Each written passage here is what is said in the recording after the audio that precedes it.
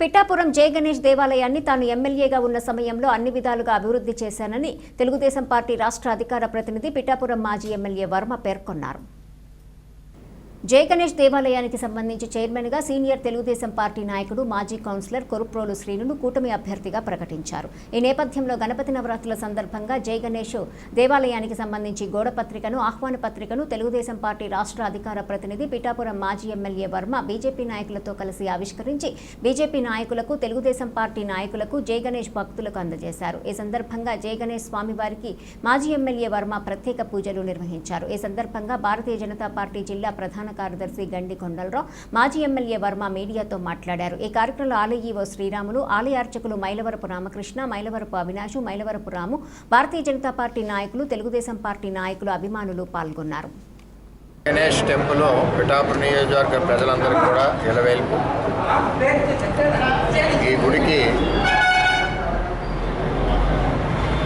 తెలుగుదేశం పార్టీకి సంబంధించి మరియు కూటమికి సంబంధించి బీజేపీకి సంబంధించిన అందరితోటి ఒక కమిటీ వేయడం జరిగింది.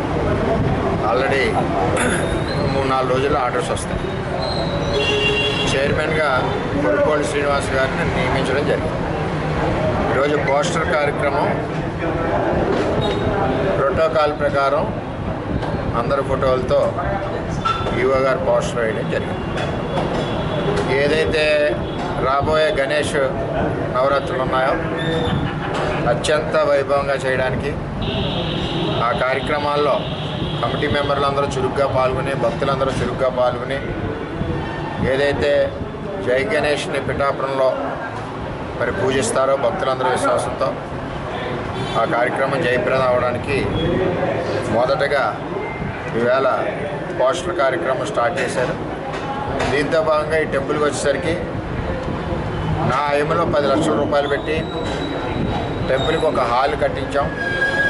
ఆ హాల్లోనే ఇక్కడ మరి మాలాధారణ చేసిన శివమాల ఆధారణ చేసిన భక్తులందరూ, గణేష్ మాల ధారణ చేసిన భక్తులందరూ కూడా అక్కడ భోజన వసతికి అన్నిటికీ సవ్యంగా ఉండాలని అధ్యాత వాళ్ళకి సౌకర్యార్థం మనం నిర్మాణం చేయడం జరిగింది.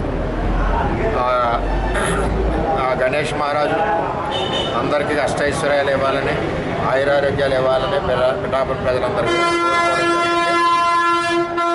అందరూ కూడా, భక్తులందరూ, కమిటీ సభ్యులందరూ కూడా, అధికారులందరూ కూడా కలిసికట్టుగా ఈ యొక్క వినాయక చవితి సందర్భంగా మరి కార్యక్రమాలన్నీ కూడా జయప్రదం చేయాలని చెప్పి కోరుకుంటాం. ప్రోటోకాల్ ప్రకారం పడలేదండి.